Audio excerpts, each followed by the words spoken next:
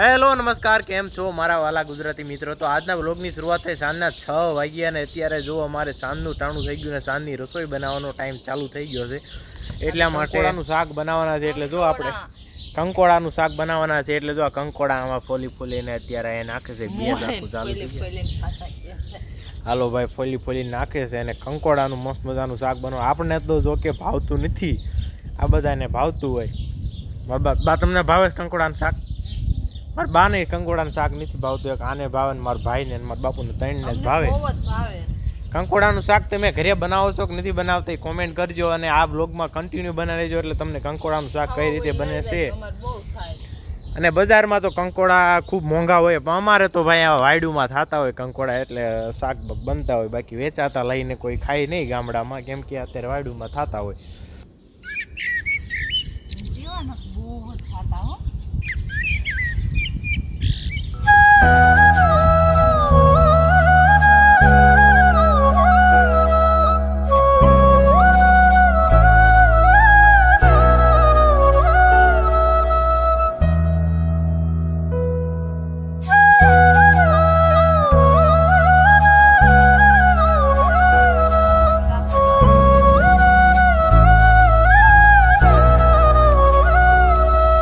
મિત્રો આવી ગયા છે રસોડાની અંદર ને જો આપણે કંકોડા બધા ફોલેલા અહીંયા મૂકી દીધા છે ને હમણાં આપણે શાક બનાવવાનું ચાલુ કરીએ તો તમને દેખાડીશ કે કઈ રીતે શાક બને છે. આપણે શાક બનાવવાનું છે ગેસ ઉપર.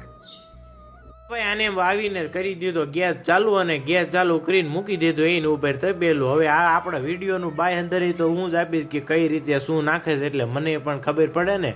હાલો ભાઈ, આને નાખી દીધું આમાં તેલ સ્વાદ અનુસાર તેલ નાખી દીધો ને હવે એમાં મસાલા નાખશે એવું મને લાગે છે. જો આ મસાલા પણ લઈ લીધા. એમાં સૌથી પહેલા રાઈ નાખવાની, એવી તો આડી ઓળી મને પણ થોડી ઘણી ખબર તો હોય ને ભાઈ. રાઈ થોડીક પહેલા નાખે એટલે જો તેલ આવ્યું. જો આપણે એમાં રાઈ નાખી દીધી. હવે બીજા મસાલા એમાં નાખી દેવી, થોડા હંધાય. હળદર, જીરું, દળેલું જીરું વઘાણી હંધું એમાં થોડું નાખવાનું છે.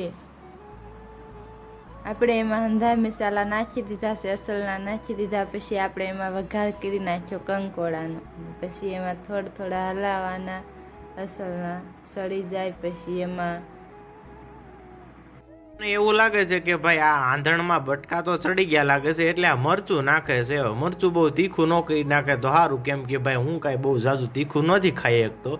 હવે આને થોડું જ નાખ્યું છે કેમ કે ભાઈ હું ન ખાઈ શકું એટલે મરચું થોડું નાખી દીધું.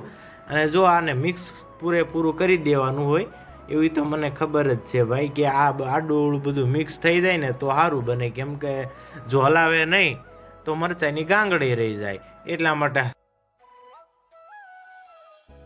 હવે આપણું મરચું પાકી ગયું છે એટલે એમાં નાખવાનો છે શેણાનો લોટ. 2 ચમચી જેવો નાખીએ એટલે કઢી અસલની ઘાટી થઈ જાય. પછી એને હલાવવાનું છે એટલે અસલ મિક્સન થઈ જાય. શેણાનો લોટ ને મરચું બે અસલનું પાકી જાય.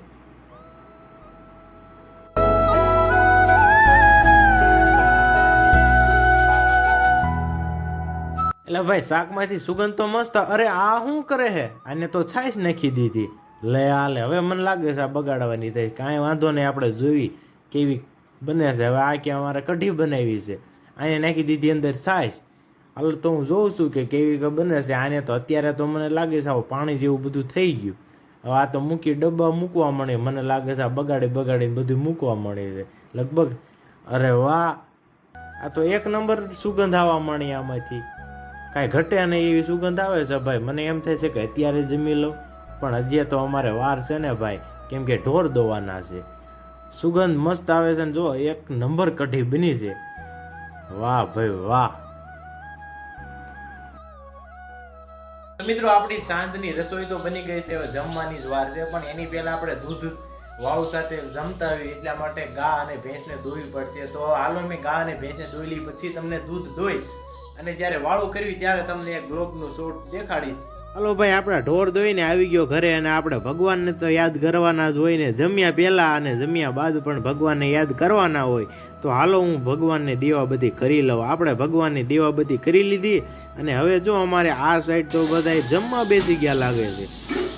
તો હાલો હું પણ જમી લઉં પણ એની પહેલાં મને એક કામ યાદ આવ્યું, આપણે ચકલીઓને રોટલા નાખવા જવાના છે. હાલો હું પહેલાં હે ને ચકલીઓને તો રોટલી હાથમાં લઈ અને નાખતો હોય. એની પહેલાં મેં ઘઉંના દાણા તો નાખ્યા હતા, પણ અત્યારે જો ઘઉંના દાણા થોડાક જ રહ્યા છે એટલે આપણે રોટલીનો ગોળ પણ ફગવી દેવી. જો ઘણા બધા ચકલાઓ આવી ગયા એટલે સાંજ સવાર હું આવું તો કામ કરું જ.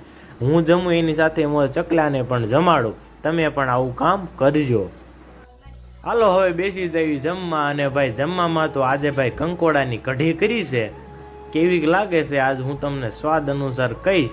તો સૌથી પહેલાં તો આપણે બધાને દૂધ બાટી દેવી. આ બધાને દૂધ દઈ દીધું અને હવે આપણો વારો છે ભાઈ કંકોડાની કઢી લેવાનો. તો આપણે સૌથી પહેલાં તો ને અડધો ચમચો લેવો છે.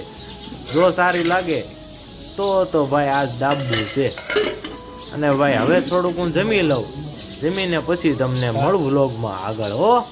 કરીને આવી ગયો છું ઘરમાં અને વાગી ગયા છે રાતના 8. તો આજનો વ્લોગ અહીંયા જ પૂરો થાય છે. વ્લોગ સારો લાગ્યો તો વ્લોગને લાઈક કરો, ચેનલને સબસ્ક્રાઈબ અને વિડીયોને તમારા મિત્ર સાથે શેર કરો. તો બસ આજના વિડીયોમાં આટલું જ.